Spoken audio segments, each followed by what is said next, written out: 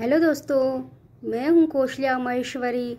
मेरे चैनल कौशल्या महेश्वरी में आप सबका स्वागत है। आज मैं आपको छठी माता की वार्ता सुनाऊंगी। दोस्तों, जब हमारे घर में संतान जन्म लेती है तो उसके 6 दिन बाद छठी माता पृथ्वी पे रात को आती है। बच्चे का नसीब लिखने के लिए वो पृथ्वी पे आती है और जो छोटा बालक होता है उसके बिस्तर के नीचे हम एक पेन और पेपर रख देते हैं। छठी माता उसका नसीब लिखने के लिए आती है। तो वार्ता शुरू करने से पहले मैं जो भी ये मेरी वार्ता सुन रहा है, बच्चे के लिए भगवान छठी माता उसका नसीब अच्छा लिखे, सबका नसीब अच्छा लिखे, ऐसी मनोकामना मैं करती हूँ, सबको दुआ देती हूँ। तो चलिए मैं वार्ता स्टार्ट करती हूँ। बहुत पहले ज़माने में एक राजा था। राजा के पास बहुत सारे नौकर चाकर, धन दौलत सब कुछ था, लेकिन उसको संतान नहीं थी। रानी बहुत परेशान हो जाती थी कि हमारे पास तो सब कुछ है लेकिन औलाद ही नहीं है, और पूरा गांव उसको बांझ बांझ बोलता था। रानी अब ये अपमान सहन नहीं कर सकती थी। राजा से बोलती है कि क्यों न हम अच्छे ब्राह्मण के पास जाएंगे और अपनी औलाद के लिए कुछ भी करने को लिए वो विधि यज्ञ कराएंगे। अगले दिन राजा अच्छे ब्राह्मण के पास जाता है और बोलता है कि हे महाराज, प्रणाम करके बोलता है कि हे महाराज, मेरे हाथ की रेखा देखकर आप बताइए कि मेरे नसीब में औलाद का सुख क्यों नहीं है, संतान सुख क्यों नहीं है।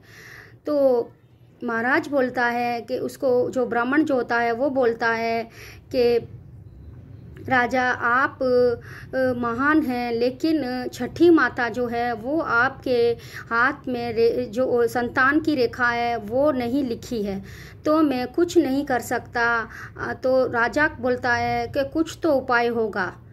तो जो ब्राह्मण होता है वो बोलता है कि रात के समय छठी माता पृथ्वी पे घूमती हैं और आप जाकर उनसे आशीर्वाद लीजिए और उनके पांव पकड़कर उनसे वही शायद कुछ कर सकते हैं।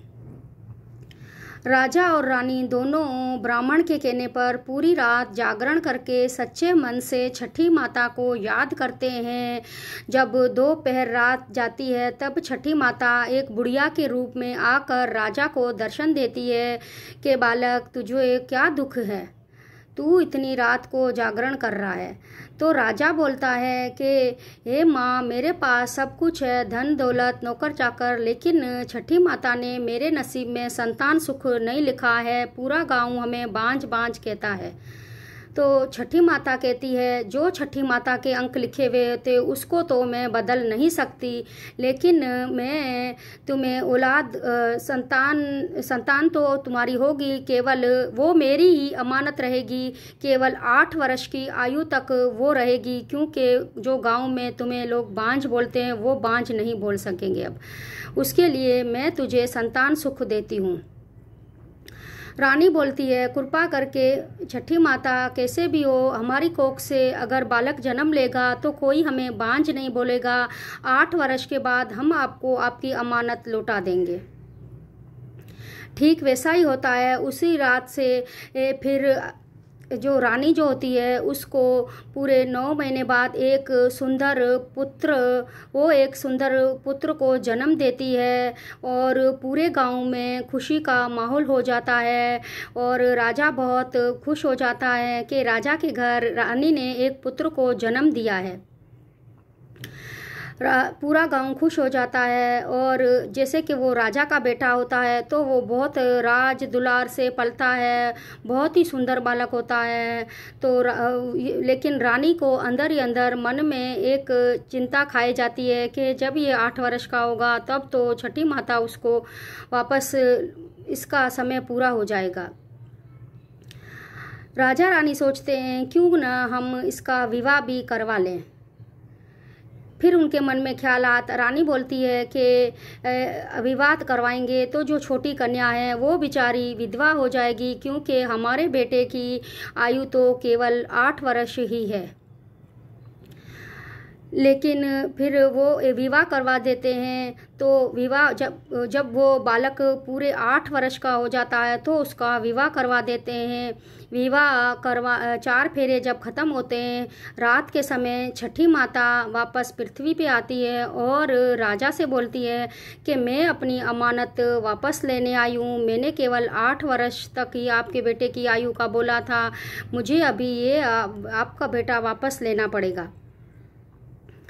तो फिर रानी बोलती है कि हे माँ, हम अपना वचन निभाने को तैयार हैं। आप भले ही मेरे बेटे को लेके जाएं, लेकिन मेरी बेटे का मैंने विवाह करवा दिया है। एक बार मेरे बहू को आप आशीर्वाद देकर जाएं। अब दोस्तों यहाँ पे क्या होता है कि जो छठी माता है उसका जो छठी माता होती है वो जो छोटी जो कन्या होती है उसके सर पे हाथ रखकर उसके मुंह से ये शब्द निकलते हैं कि सदा सुहागन रहो। और ठीक वैसा ही होता है यहाँ पे, जो छठी माता के मुंह से निकले हुए शब्द वो वापस नहीं ले सकती, सदा सुहागन रहो। और उसका मस्तक लीलार देखकर बोलती है कि इसके मस्तक पर तो सुहागन रेखा भी मैंने ही लिखी है, तो मैं अब क्योंकि इसका विवाह हो चुका है और ये आपके बेटे को मैं अब वापस नहीं ले सकती, ये इसका पति हो गया है, तो अब इसका सुहाग अमर रहे। इसके लिए अब मैं इसको वापस, आपके बेटे को तो केवल 8 वर्ष ही दान दिया था मैंने, लेकिन कन्या की वजह से इसकी आयु अब लंबी हो जाएगी। तो ये सब देखकर राजा और रानी बहुत ज़्यादा खुश हो जाते हैं। उस कन्या के लेख की वजह से जो है बालक जो है वो जीवित रहता है और छठी माता के अंक जो लिखे हुए होते हैं वो कभी भी नहीं बदलते हैं। तो बोलो छठी माता की जय। धन्यवाद।